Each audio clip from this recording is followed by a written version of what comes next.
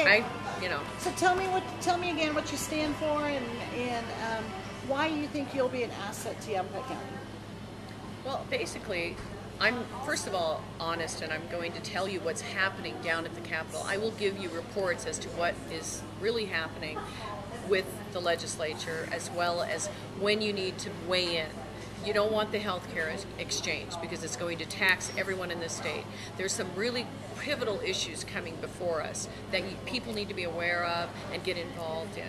I would lead from that position. I think it's very important that we let the voters know what's happening before it happens to them, and then they're stuck with it, and they're stuck with the bill. And you've mentioned this tax exchange several times. It's a healthcare exchange. So why don't you explain what the issue is and why you're so adamant about that? Well, it's basically the means upon which they will put Obamacare in place. It's called a healthcare exchange. The insurance companies want it because everybody goes in and nobody goes out. So that means it's going to force everybody into government healthcare. And the only way the federal government can actually implement it is by having an exchange formed in your state. Now, if you say, no, I'm not going to form that exchange, they have no way of implementing it. But they have lied and said, well, the feds are going to come in and do it, and then we'll have no say at all. They can't, because there will be no infrastructure in place to do it. But unfortunately, the governor has already taken $30 million and spent a large portion of it to put this in place. And, my prayer is that the Congress will repeal Obamacare in its entirety, and this argument will go away. But we have to be very vigilant and not allow for the exchange. A lot of states are saying no to the exchange because they know what's going to happen. And how well do you work with Governor Brewer? Because you've mentioned her a couple times. Well, I've always loved Governor Brewer because she stood up for the fair tax, which is a replacement of the federal income tax and going to a national consumption tax. And she and I have always gotten along well as a conservative, because I have always looked at her as a conservative. As governor, I think she walks a finer line and isn't able to be as strong in some cases as I wish she would be. But I respect her, and I think she has stood up for our state to Obama. I mean, how many states get sued by the federal government for, Yeah, not just once. Yeah, several times. So I applaud her for doing that. I wish she would stand behind Russell Pierce, because 1070 made her governor.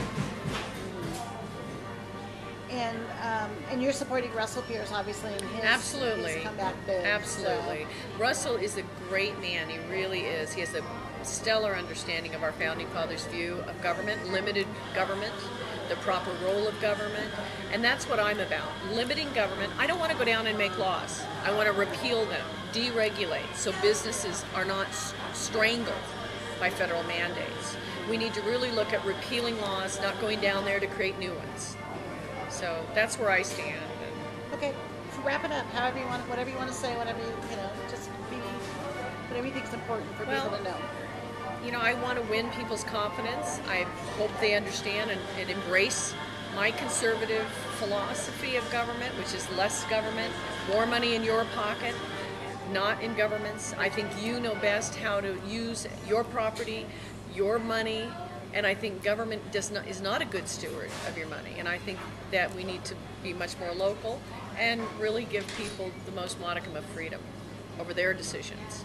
And especially in all aspects of our life, whether it's education, we really need to have the parents in charge. We need to have individuals in charge and accountable for our actions. Yeah.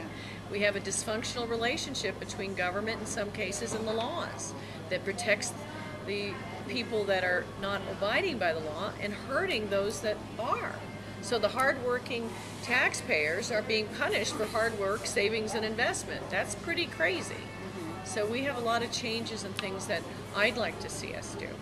Do you want to address the fair tax while you're here, or is that another topic, another time? I love the fair tax. Okay. And the reason being is because I've seen how the lobbyists in Washington, there's 35,000 of them, play with the tax code to get preferential treatment over their competition. But ultimately, it's the taxpayer who pays more because of the system. There's so many embedded taxes with the income tax. So the fair tax would repeal the corporate and personal income tax, capital gains. It would repeal the death tax, and you would pay for government when you spent. You would keep 100% of your money And also, it's not regressive because everyone gets a prebate up to poverty level. So a family of 4 would get almost $450 a month from Social Security Administration to spend on necessities. So it does not tax necessities. But what it does is, if you can work 3 jobs and not be taxed on it, you can, you don't have to work under the table anymore. You could basically decide what you're going to do with your monies, whether you're going to save it for, your house, education, you name it. And you wouldn't have the gamesmanship. And American-made goods would be able to be created for 30% less than under the income tax system, because you have all the wholesale activity. The Farm Bureau embraced it because you only tax inputs.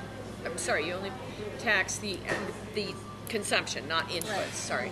So everything it takes, their seed, their tractors would not be taxed. I mean, it's really would be a great way to tax, and it would export freedom, because the rest of the world couldn't compete with us, because wealth would come back, money would come back, and would create jobs and manufacturing jobs, which are higher paying jobs, would be able to come back to America, because we're sitting with $16 trillion offshore that would come onshore, because that's American money, to be invested in our infrastructure, our businesses, and jobs. And the rest of the world would then have to get rid of their income tax to compete with us, which would export freedom, not democracy. Because remember, democracy is 2 wolves and a lamb deciding who's for lunch. With democracy or socialism, you always run out of other people's money. We're not here to redistribute wealth, we're here to create it. And government does not create wealth. The only way we can stop it is by getting the tax system to where it is fair for everybody and transparent. We cannot continue to traffic it with greed and, oh gosh, this guy's making more and this one's, it's not our business. We want everyone to live the American dream and be successful. I want my kids to be successful. That's why I'm doing what I'm doing. So. What about, is it possible, though, that if we give the federal government another tax, then we take it away. The only way the fair tax is going to work is we get rid of the 16th Amendment that allowed them to directly tax you. The fair tax is a replacement. It is not an added tax. It's a replacement for the current system. And you're sure the federal government can live within this? I don't mean live within the money brought in by the tax. I mean live within and not give us that other tax back. Well, we would have to make sure they didn't. But can you imagine when people lived with 100% of their money without withholding and all of that? They're not going to, after 5 years of that, they're not going to go back and be the frog in the pond. Right. They're going to have a relationship with their own money. Milton Friedman was the guy who came up with withholding back in the 40s, and he regretted ever doing that because it means you didn't have a relationship with your money. Right. Right? Before that, everybody had to remit money to the federal government by themselves. Yeah. I mean, if we got rid of withholding tomorrow, there'd be a revolution. Yeah. Yeah. Because people don't know how much they're really paying and giving. I do. Well, I do too, because I'm self-employed, and my husband had a small business, and I had to do all the accounting for the employees, and it's a nightmare. Yeah. So basically, it is a system that we need to put in place without the current system, and I think there's checks and balances within the fair tax that will never allow that to go back to that kind of taxation. Our founding fathers forbade the income tax. We've only had it since 1913. And it was really Karl Marx's brainchild, so it doesn't work well in a free society.